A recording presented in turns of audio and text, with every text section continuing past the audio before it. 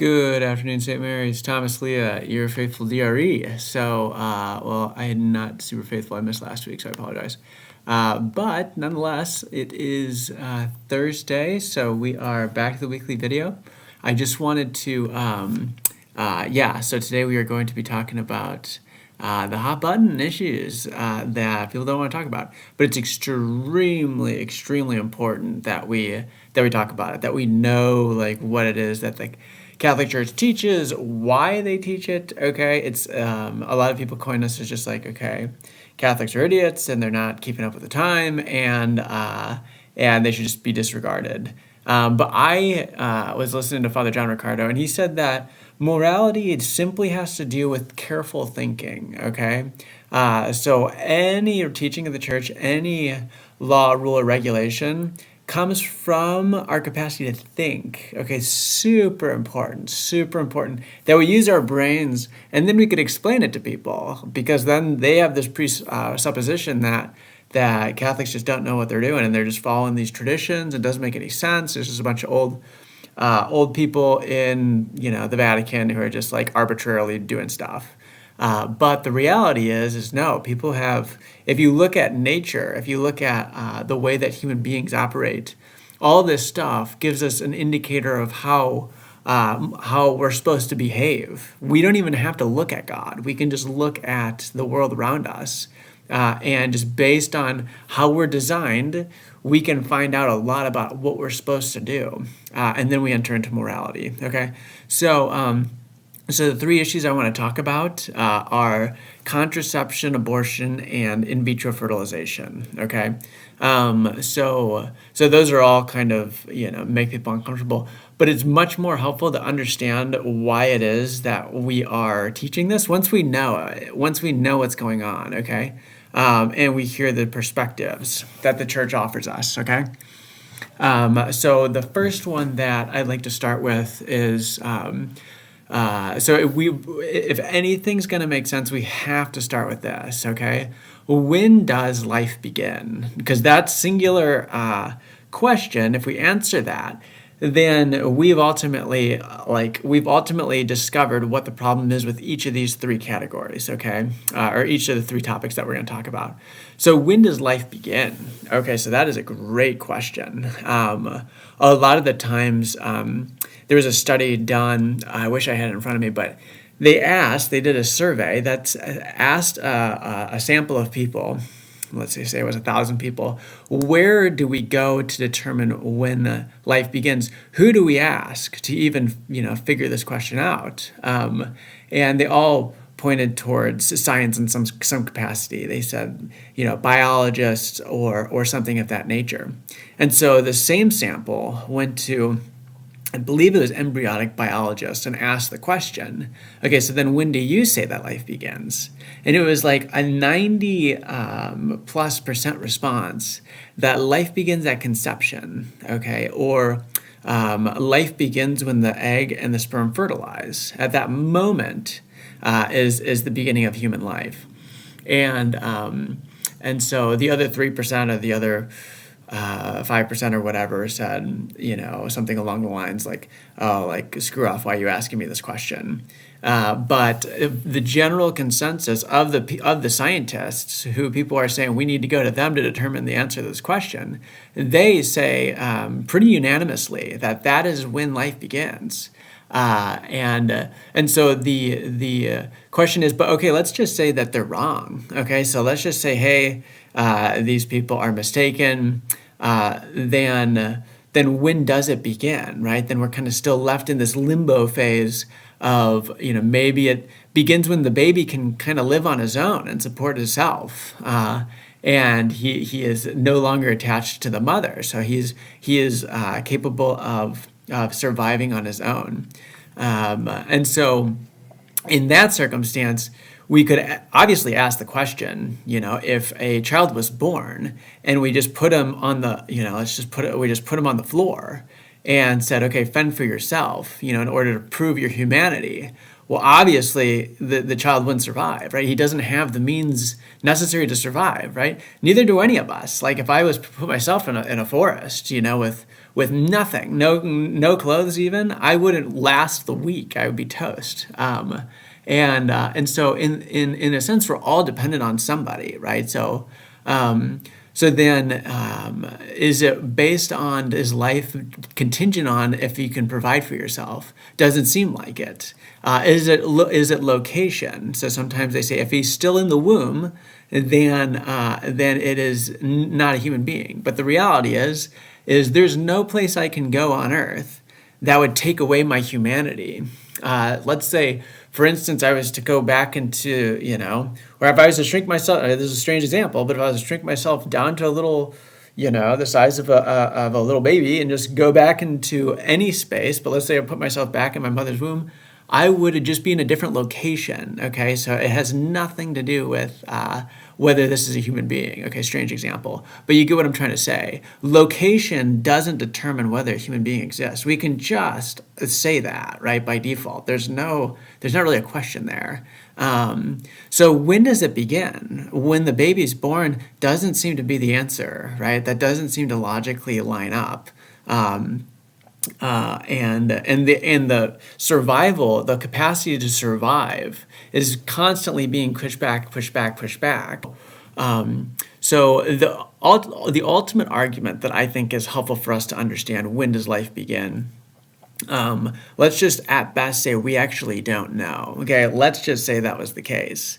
It could be at the moment of conception. It could be a month after conception. It can be 2 months. It can be 6 months. Okay, let's just say life starts somewhere in there.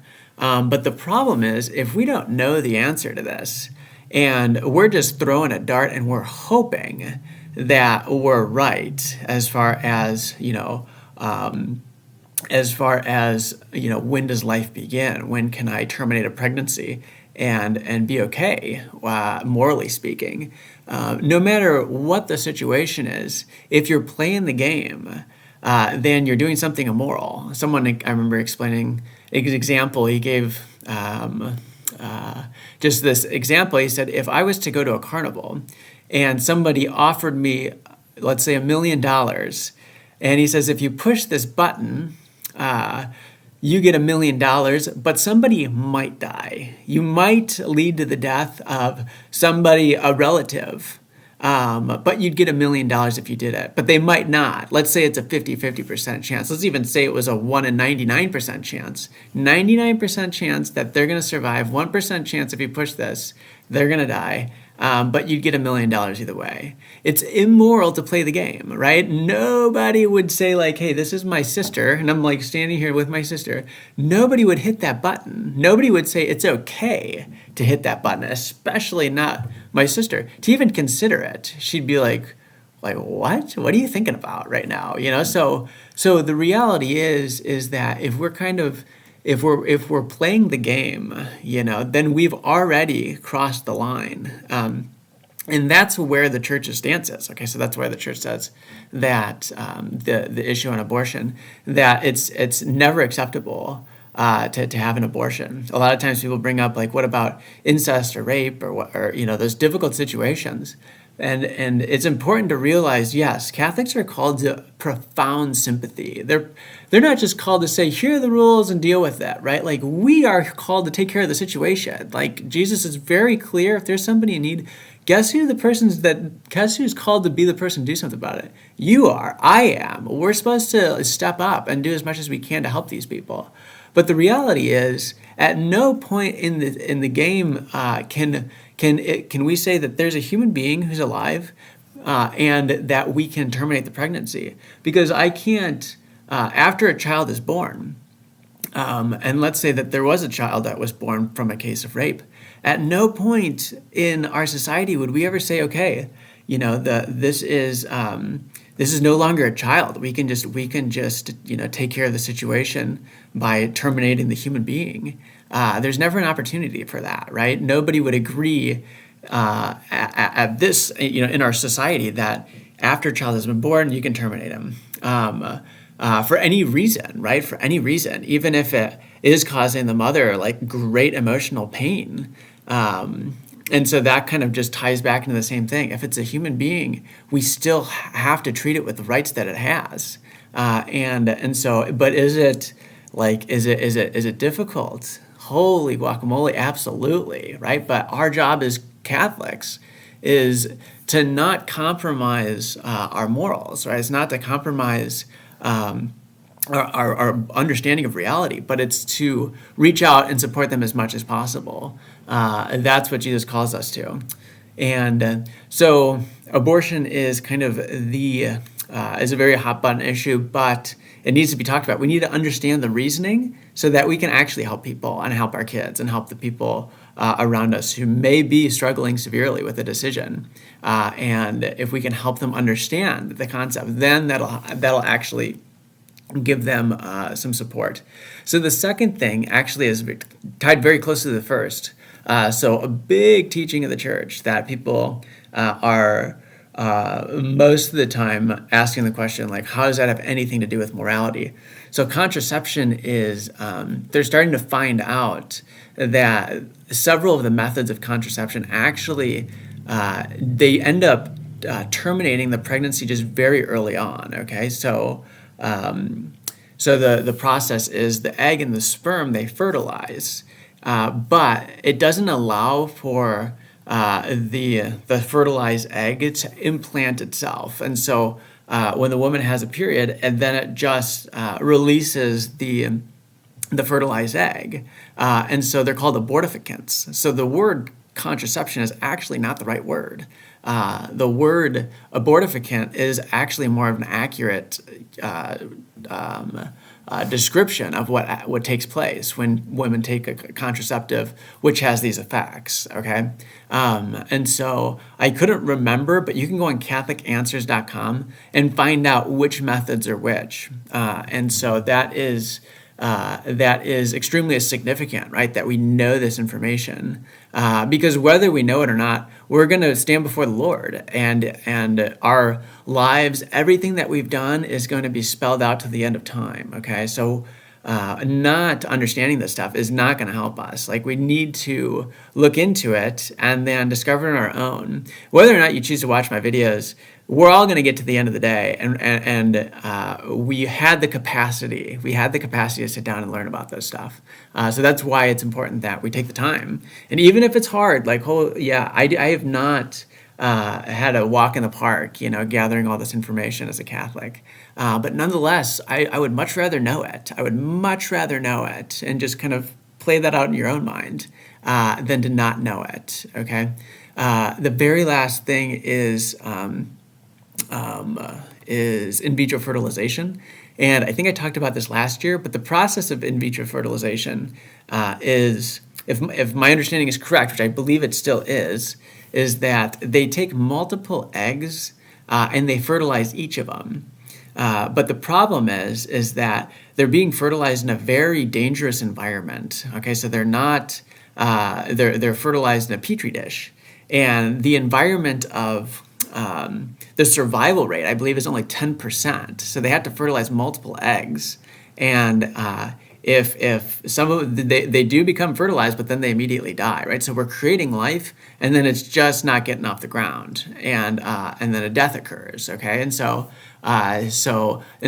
but the problem is, if two of them fertilize and they start to develop, then one of them needs to be removed from the equation, because if you put 2 fertilized eggs or 3 fertilized eggs, which are fully developing, can do great damage to the mother, right? So they terminate one of them, and then the other one is placed into the womb, and then it becomes a child.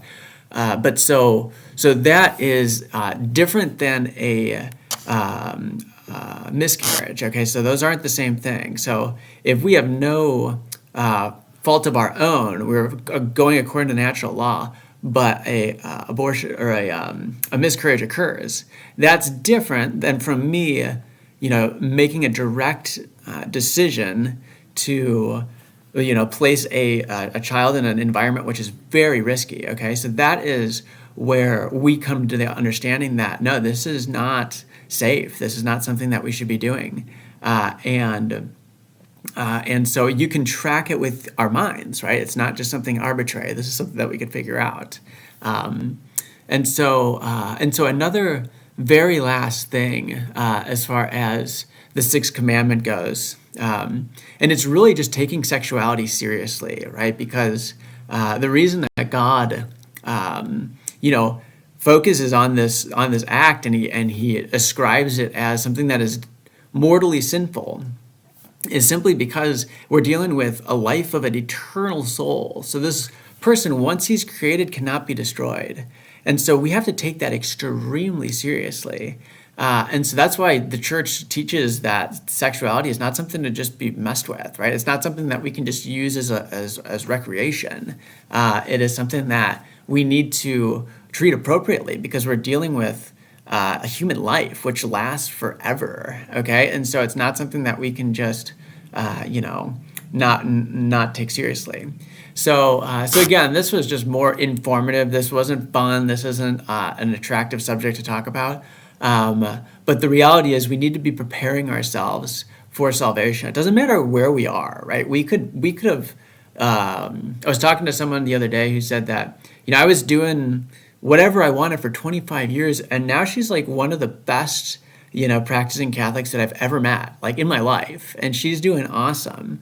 And she goes to confession, she goes to Divine Mercy Sunday, and whew, like the Lord washes us clean. Infinite mercy is what's at our disposal. It's amazing. It's amazing. You could have literally committed all the sins in the entire world. Jesus told St. Catherine of Siena, if all the sins of the world were combined into a single person, that would be a drop in the ocean of God's mercy. So let's just say that was you. Let's say that you've done the worst things imaginable. That's a drop. That is a drop. Okay. That's hard for us to grasp, right? That's very hard. I don't know about you, but I have done much less, and it's very difficult for me to receive God's mercy. I just know that I'm a tremendous sinner. On a daily basis, I strive to do better. But the reality is that it doesn't matter. God is so good. I was praying the other day. I had this image of a bucket just being dumped on a fire, and it was not ending. Like the stream was never ending, and the fire pit was just like overflowing with water, right? Just because God's mercy is infinite. As soon as we ask him to, he starts pouring and pouring and pouring, and it doesn't stop, okay? Until not only is the fire eradicated, but until there's like nothing left, right? Everything's been washed, okay? So we should never be afraid. We just need to go and just begin our life with God, and he'll take us to safety. He'll take us to salvation, and then we can live in eternity forever, which is amazing. So that is a little bit longer, but I just wanted to be thorough so that we understand the subject. All right, God bless you. Keep me in your prayers, and I will talk to you soon. Bye.